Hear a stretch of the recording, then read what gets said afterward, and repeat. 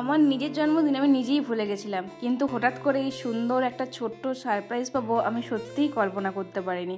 তো চলো সবটাই তোমার সাথে শেয়ার করবো আজকে। Hello guys, welcome back to my channel. তোমরা সবাই কেমন আছো? আশা করছি ভীষণ ভালো আছো, আর আমিও খুব ভালো আছি। সেজন্য চলে এসেছি একটা নতুন মিনি ব্লগ নিয়ে। আর এটা ছিল তৃতীয় দিনের ব্লগ, মানে 15ই জানুয়ারি। সেদিনকে একটু গেছিলাম আমাদের ডোডোবাবুর সাথে দেখা করতে। তো বড়দিদি প্রথমে মানে অনেকক্ষণই গেছিলাম, আমার আর প্রথম থেকে একদম ব্লগটা করা হয়নি। তো এগুলো এমনি নিজেদের জন্য ভিডিও করছিলাম, তো ভাবলাম এই ব্লগেতে ওগুলো জুড়ে দিই, তো সেই কারণেই আর কি। তো দেখো এদিকে বড়দিদি ওনার সাথে এখন খেলাখেলি করছে। অনেক ভিডিও করেছে, তাতেও ওনার হয়নি, ওর ভালো মানে ভিডিও নাকি পছন্দ হয়নি, তো সেই কারণে ওর অনেকক্ষণ ধরে ভিডিও করছিলাম। আর এমনিও কোলে করে নিয়েছিল। তারপর আমি বললাম যে তুই একাই কি শুধু কোলে করবি, এক্ষুনি ঘর চলে যাবো, তো আমাকে একবার দে, আমি একটু কোলে করি। তো বললো ঠিক আছে নে তুই। এরপরে তো নিলাম, তারপরে আমি একটু ওর সাথে খেলাখেলি করছিলাম, একটু দোল করছিলাম। যদিও এখন অত ওরকম বেশি করা উচিত নয়, আমি অল্পের মধ্যেই করছিলাম আর কি। এখানে স্পিড করে দিয়েছি তো তাই একটু বেশি বেশি লাগছে। তো যাই হোক, তোমরা তো অনেক অনেক সুন্দর সুন্দর কমেন্ট করেছো যে খুব মিষ্টি হয়েছে, অনেক কিউট হয়েছে। কেউ কেউ বলেছো মেজদির মতন হয়েছে, কেউ বলেছো দুজনের মতো, মানে দুজনেরই মানে মতো হয়েছে আর কি, এরকম টাইপের। তো সবাইকে অনেক অনেক থ্যাংক ইউ, তোমাদের এত ভালোবাসা পাবো সত্যি আমি কোনোদিনও ভাবিনি, সিরিয়াসলি বলছি। তো তারপর দেখো দিদিকে ভাত দিয়ে গেছিলো, ভাত ডাল আর ডিম, মাঝে মাঝে মাছটাও দিচ্ছিল। তো আজকে ডিম ছিল, আজকে ডিম দিয়েছিল, মাসিমণি খাইয়ে দিচ্ছিল। মাসিমণি ভালো করে ভাতটাকে মেখে গ্লাসে করে চকুটে, হ্যাঁ, তো তারপরে খাইয়ে দেয়। আর মেজদি এখন মোটামুটি সুস্থ হয়ে গেছে অনেকটা। আর এই রুমটা এত ভালো, এত সুন্দর, সারাটা দিন রোদ ঝলমল করে কি বলবো। আর রুমটা সবসময় গরম, একটু বাইরে যে এত ঠান্ডা কেউ বুঝতেই পারবে না এই রুমটার ভিতরে ঢুকে গেলে। সন্ধ্যেবেলা দেখি রাত্রেবেলা দেখি সব সময় খুব সুন্দর একদম গরম হয়ে থাকে ঘরটা। তো যাই হোক, অনেকক্ষণ পর আমি আরও ভিডিও করছি, আমার সেরকমভাবে আর কোনো ব্লগ করা হয়নি।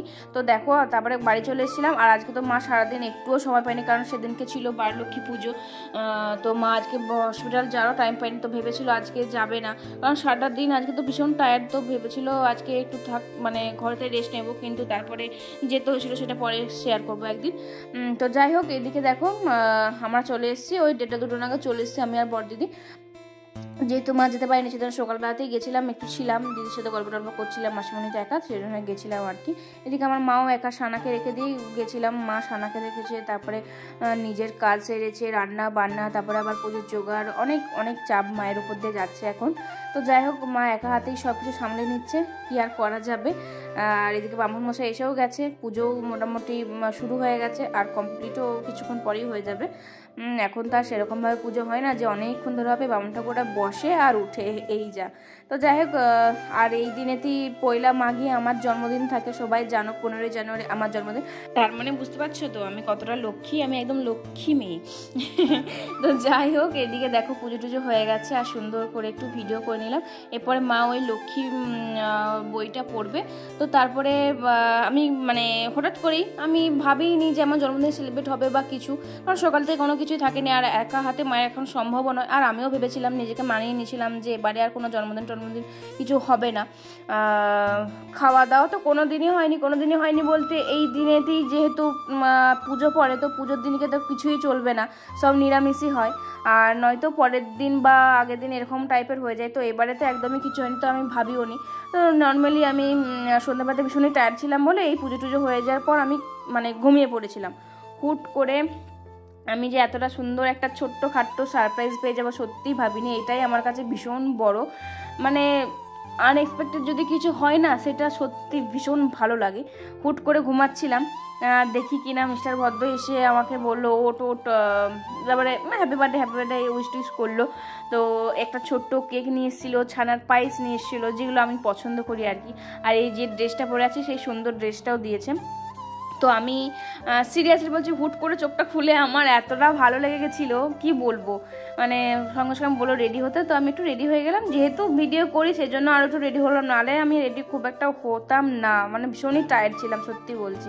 এদিকে বড়দিকে দেখাতে বারণ করছিল, বড়দি বলছিল না আমাকে একদম দেখাশোনা রেডি হয়নি, ভালো লাগছিল না। তো আমি বললাম ঠিক আছে নে।